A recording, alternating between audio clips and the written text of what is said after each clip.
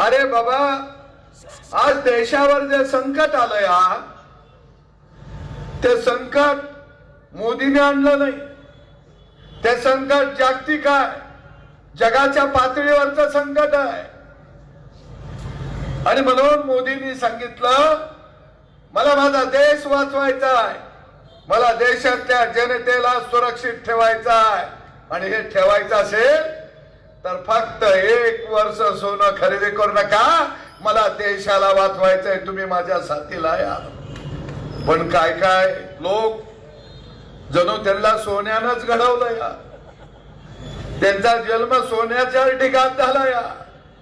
ते म्हणले आता सोनं घेऊ नका, उद्या मंचीला खाऊ नका, परवा मंचीला कपडे घालू नका.